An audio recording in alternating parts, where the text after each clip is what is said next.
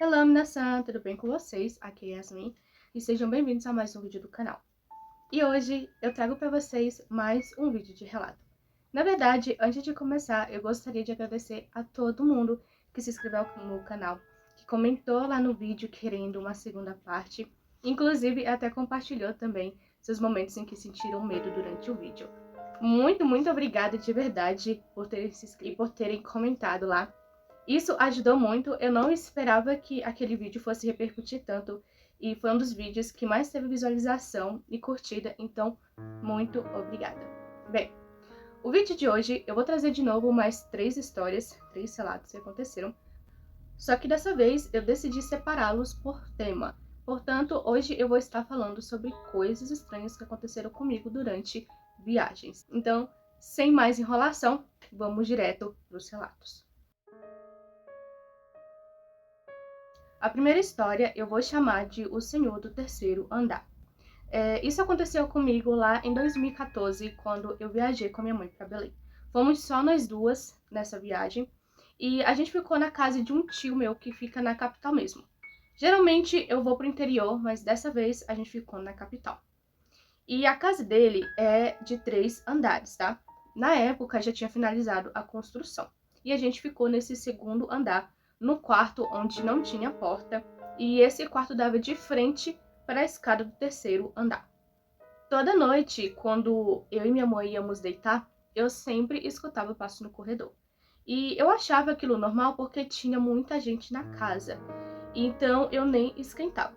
Só que foi passando o tempo, foi passando os dias, e eu comecei a perceber que esses passos no corredor geralmente vinham de um corredor vazio, ou seja, não tinha ninguém acordado, então não tinha muito sentido.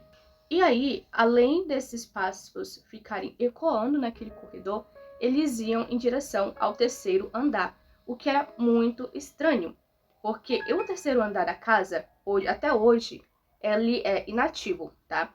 Lá não tem nada, não tem móveis, não tem nem lâmpada. E a única coisa, né, que tem lá de serventia é somente um varal para estender roupa. Um dia, enquanto eu estava tomando café com a minha tia, ela soltou a seguinte informação: a tua prima é muito medrosa, hein? Toda noite eu tenho que desligar a luz e a televisão, que ela deixa ligada. Eu não sei do que ela tem tanto medo. Na hora, eu quase respondi: eu sei, tia, do que ela tem medo. Mas eu decidi não falar nada, eu decidi guardar pra mim aquela informação. Porque geralmente as pessoas se sentem um pouco ofendidas quando você fala que tem uma coisa ruim na casa delas. Então, eu fingi que eu não sabia também o porquê e deixei o assunto pra lá. Passados dias, aquela coisa no corredor começou a correr. E aquilo começou a dar muito medo. Até que teve um dia que aquilo começou a parar na porta do meu quarto, onde eu ficava com minha mãe. E como eu disse pra vocês, esse quarto não tinha porta. A gente colocava no máximo ali um paninho, mas fazia tanto calor que às vezes a gente deixava aberto para ventilar, para entrar um ar. Aquela coisa ficava parado, né? Ficava em pé, observando eu e a minha mãe dormir. Até que aquilo passou de ficar na porta para entrar no quarto. Teve um dia que ele arrodeou a minha cama e ele ficou parado bem assim na minha frente do meu rosto, na direção do meu rosto. E eu vi as pernas dele, eu senti aquele negócio parado me olhando. E o pior é que eu chamei a minha mãe na hora, porque eu fiquei com medo, e eu percebi que ela também tinha sentido aquele homem, e o pior, ela estava apavorada e estava tentando dormir. E eu lembro que eu falei assim: mãe, a senhora tá acordada? E ela disse: não é nada, vai dormir. Até que teve um dia que do nada deu um clarão dentro do quarto, só que não tinha nenhuma luz ligada. Então eu abri a janela para ver de onde estava sendo refletida aquela luz e também não tinha nenhum holofote, nenhum refletor, nada que estivesse refletindo aquela luz para dentro do nosso quarto. Mesmo que tivesse aquela luz sendo refletida, ainda assim não ia fazer sentido, porque a gente estava no segundo andar da casa. E a casa da frente, né, o nosso vizinho, ele também era de 3 andares. Então se tivesse luz, era para estar bloqueando e não iluminando daquela forma. Então eu vou até deitar. E quando eu olhei para fora do quarto, eu vi aquela luz refletindo o início da escada para o terceiro andar. e nele tinha um formato, tinha a silhueta de um homem na parede. E aquilo foi muito estranho e do nada começou a me dar um desespero muito grande. E então eu simplesmente me embrulhei dos pés à cabeça, porque eu não queria ver mais aquela sombra. Quando foi no dia seguinte, eu peguei a lanterna do meu celular e refleti da mesma forma como eu vi na noite anterior. E eu queria saber, na verdade, se o que eu tinha visto tinha sido um vulto mesmo, ou se já era uma sombra, uma mancha que tinha no cimento da parede e eu não tinha percebido antes. Realmente não era mancha e sim o vulto. Eu decidi, mesmo assim, não contar nada pro meu tio e nem pra minha tia. Ok, as minhas férias acabaram e eu e minha mãe arrumamos nossas malas e voltamos para Brasília, que é onde a gente mora. E eu contei pro meu pai, eu falei, pai, você não vai acreditar. Eu vi isso e aquilo lá na casa do tio. E aí meu pai me deu uma informação que eu fiquei, assim, em choque. Ele falou o seguinte, você sabia, né, que um homem morreu eletrocutado lá? E eu não sabia, gente, sério, eu não sabia. Na época, eu entrei no Diário do Pará, tá? Que é um portal de notícias lá do estado do Pará, lá de Belém. E realmente tinha lá a reportagem de um senhor, eu esqueci o nome dele, que ele estava fazendo um serviço na laje do meu tio, no terceiro andar, que na época ainda estava em construção, e havia chovido muito.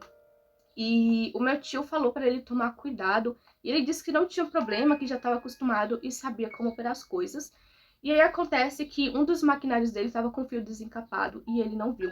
E esse fio ele estava em contato com uma poça de água nessa laje. O que aconteceu? Ele acabou entrando em contato com esse fio e tomou uma descarga elétrica muito forte que fez ele ir a óbito. E infelizmente o espírito aí desse senhor tá lá nessa casa, nesse terceiro andar. Isso explica o porquê que eu vi aquele clarão. Foi uma referência à descarga elétrica que esse senhor tomou. Infelizmente, eu não achei a matéria para mostrar aqui para vocês. Eu acredito que por ser muito antiga, eu acho que isso aconteceu em 2010, 2011, eu não consegui encontrar, tá? Mas eu gostaria de deixar o meu respeito e meus pêsames para a família desse senhor, até porque essa história aqui não tem o intuito de desrespeitar a imagem dele e somente de informar.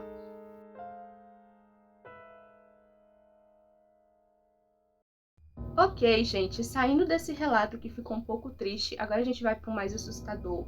E esse que eu vou contar para vocês agora se chama O Mônio da Casa da Minha Tia.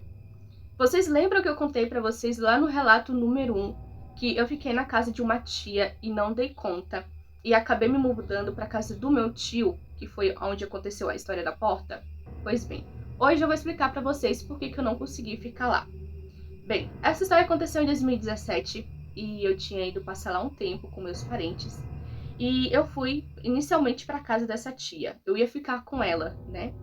E aí, o que aconteceu? Eu fui extremamente bem recebida, eu amava ficar assistindo filme com ela, eu amava conversar com ela. O quarto dela era um lugar extremamente tranquilo, na santa paz de Deus, mas o resto da casa era extremamente carregada.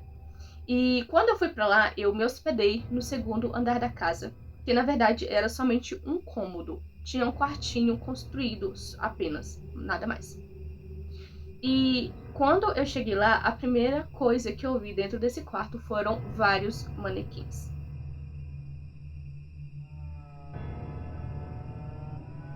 Num canto, sim, gente. Imagina, eu com pavor de boneca tendo que dormir num quarto cheio de manequim. A minha tia explicou que a loja dela não tinha dado certo de roupa e ela tinha deixado lá, que ela ia se livrar dos manequins, mas acabou deixando pra lá. E eu falei, não, tudo bem, tia, não se preocupe, não. E eu comecei a sentir uma coisa muito estranha. Então eu logo peguei minha Bíblia e coloquei do lado da cama para ali me dar um pouco mais de segurança, um pouco mais de luz. E quanto aos manequins, alguns deles estavam cobertos com pano e outros estavam expostos. Então eu fazia o máximo possível para eu não ficar pensando naquilo, não ficar olhando para aquilo, evitar aquele assunto. Bem, acontece que lá dentro tinha um mônio. Eu não sei qual era o nome dele, nem quero saber, pouco me importa. Mas a presença de um mônio é totalmente diferente de um vulto, tá? Ele copia Deus, tá? Então, ele tenta se fazer onipresente naquele cômodo. É como se tivessem olhos te olhando 360. Então, só que aquele mônio, ele não tá na casa toda. Ele te segue. Por isso que ele imita Deus, porque a onipresença dele é falsa. Eu comecei a sentir um peso muito grande dentro daquele quarto. E eu sentia muitos olhares furiosos vindo dele. Gente, era impressionante. Eu sentia a raiva daquela coisa. E o pior é que eu sentia como se tivesse olhos debaixo dos meus pés até em cima da minha cabeça. Era como se aquilo tivesse me enxergando por todo o canto do meu corpo, me encarando. Era horrível a sensação. As primeiras noites eu não dormi nada. Eu ficava com a luz ligada até 6 horas da manhã e quando o sol aparecia eu desligava para minha tia não brigar comigo. E eu tentava dormir, mas eu sentia muito medo, muito pavor, um peso muito grande em cima de mim, parecia que ia me esmagar. E aquela raiva, aquela fúria. Eu não dei conta e acabei me mudando antes que alguma coisa grave acontecesse. Me mudei de lá, só que as coisas continuavam acontecendo e eu falei pro meu primo. Esse primo que eu falei pra vocês na história da porta, ele é filho dessa minha tia. E ele também tinha muito medo da casa e por isso que ele ficava na casa do meu tio.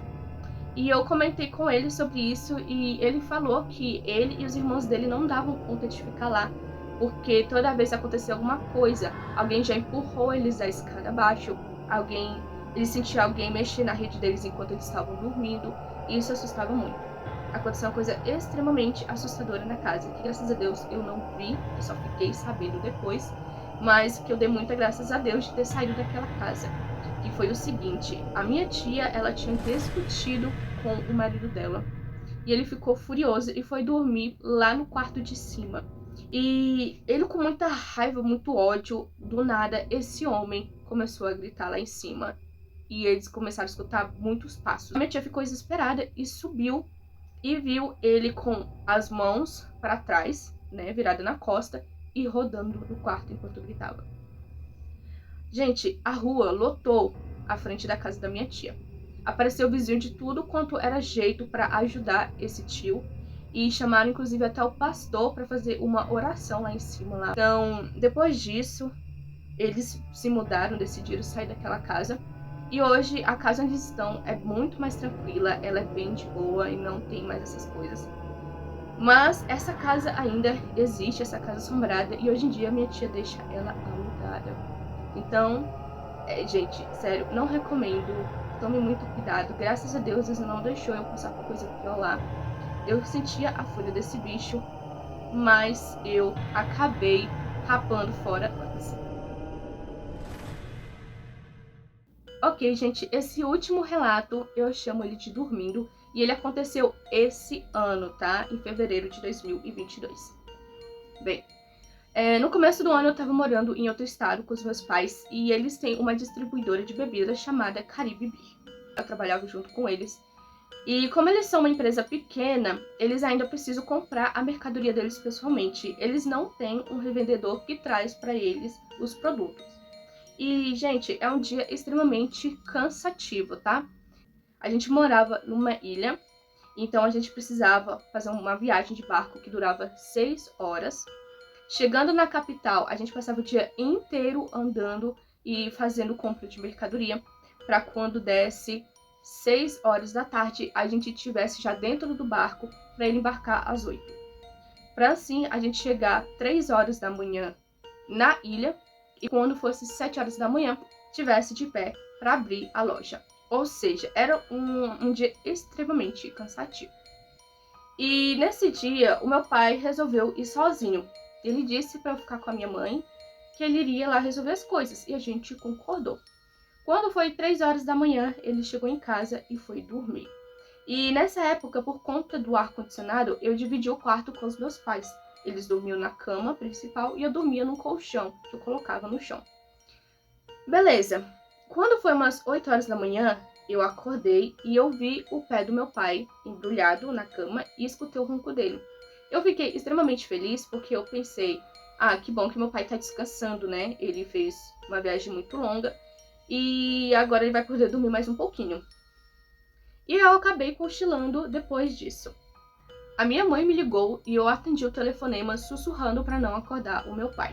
Ela perguntou como que eu tava e eu disse que estava bem, pedi desculpas por não ter ido logo para a loja e que eu já estava me arrumando para ir para lá. E ela falou o seguinte, não precisa vir para a loja.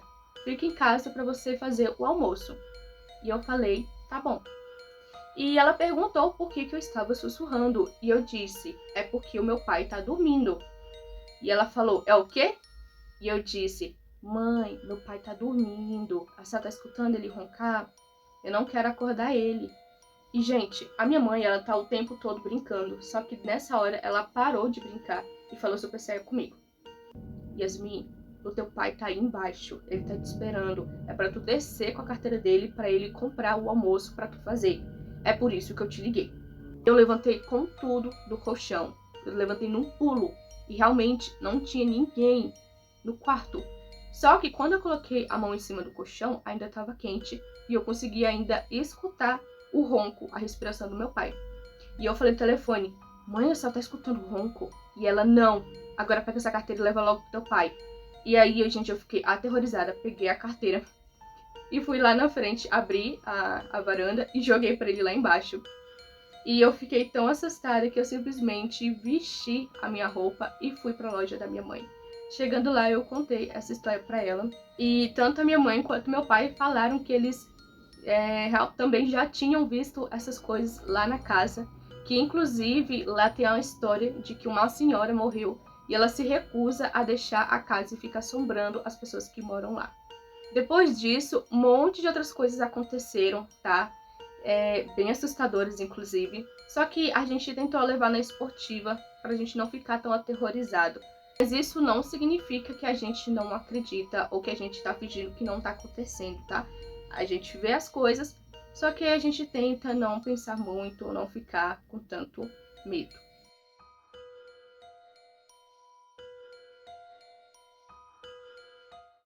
Então é isso, pessoal. Esses foram os 3 relatos de hoje, tá? Eu separei hoje coisas bem leves. O Will tá me pedindo bastante um vídeo onde tem imagens, tem uma filmagem bem cabulosa. E eu vou deixar essa história pro final, porque eu ainda não tô me sentindo preparada pra contar. Eu ainda tô sentindo que eu não sei se eu deveria realmente contar. Mas se eu trazer, provavelmente vai ser o último vídeo desse mês, tá? Como esse é o mês do Halloween, então eu vou estar trazendo pra vocês vídeos de relato até o final do mês. Por isso, eu vejo vocês nas terças e nos sábados. Mas, de qualquer forma, muito obrigada por terem assistido até aqui. Se vocês tiverem qualquer dúvida ou sugestão, é só comentarem aqui abaixo. E se você ainda não é inscrito no meu canal, mas gostou dos meus vídeos, por favor, não esqueça de se inscrever e de compartilhar com os amigos de vocês. Agora, põe o louvor aí na sua casa, abra as janelas e deixa a luz entrar para você não ficar com tanto medo. Muito, muito obrigada por ter assistido até aqui e até o próximo vídeo. Bye, bye!